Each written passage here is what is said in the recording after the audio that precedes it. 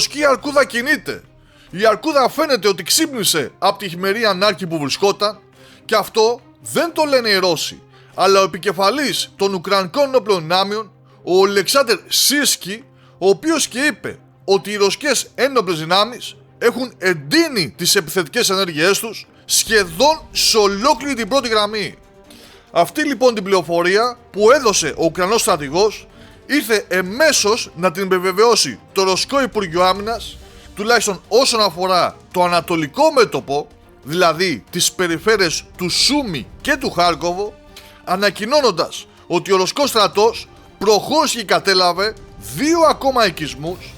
2 ακόμα χωριά, που αν σε κάποιους φαίνεται μικρός ο αριθμός τους, να πούμε ότι οι πληροφορίες που καταφθάνουν συνεχώς λένε ότι αναμένονται περαιτέρω εξελίξεις επί του πεδίου. Ας δούμε λοιπόν αναλυτικότερα επί του χάρτου πού και ποιες είναι αυτές οι νέες καταλήψεις χωριών των Ρώσων.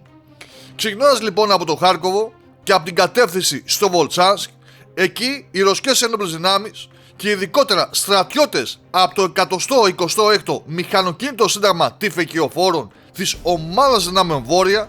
πήραν υπό τον έλεγχό τους το χωριό Μπότσκοβο. Της επίθεσης είχε προηγηθεί ένα ισχυρό σφυροκόπημα του ρωσικού πυροβολικού,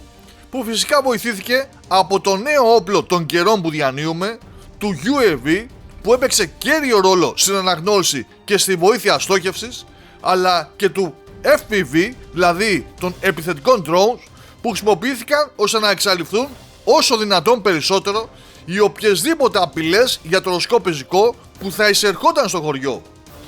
Το Μπότσκοβο λοιπόν έπεσε. Η ρωσική αρκούδα το πήρε και αυτό, και εμείς θα μεταφερθούμε στην περιφέρεια του Σούμι, όπου σήμερα ανακοινώθηκε ότι το χωριό Ταρουτουντίνο έγινε και αυτό χτήμα της αρκούδας, με ομάδες εφόδου της 34ης ξεχωριστής μηχανικής ταξιαρχίας Τυφεκιοφόρων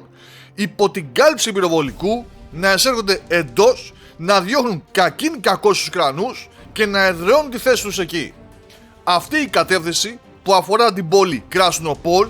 μάλλον θα μας απασχολήσει πολύ σοβαρά, καθώς εκτός από τις πληροφορίες που έχουμε εδώ και καιρό για έντονη κινητικότητα των ρωσικών δυνάμεων εκεί, αυτό πλέον μπορείτε να το δείτε και εσείς οι ίδιοι, παρατηρώντας φυσικά τη μεγάλη έκταση που έχει χρωματίσει πορτοκαλί το Ινστιτούτο για τη Μελέτη του Πολέμου. Δηλαδή έχουμε ρωσική πρόθεση. Τέλος, έτσι για το κερασάκι στην τούρτα, αν και δεν αφορά Σούμι και Χάρκοβο, να πούμε ότι ανακοινώθηκε και η κατάληψη του χωριού Ηλίτσοφκα ή αλλιώς ο Ζέρνογε στο Ντόνεσκ, που βρίσκεται στην κατεύθυνση του Σλοβιάνσκ. Κινείται λοιπόν η ρωσική αρκούδα, ψάχνει να βρει μέλι να φάει, αλλά την ίδια στιγμή και οι Ουκρανοί προσπαθούν να διεξάγουν τις δικές τους αντεπιθέσεις, που θα τις δούμε σε κάποιο άλλο ενημερωτικό βίντεο.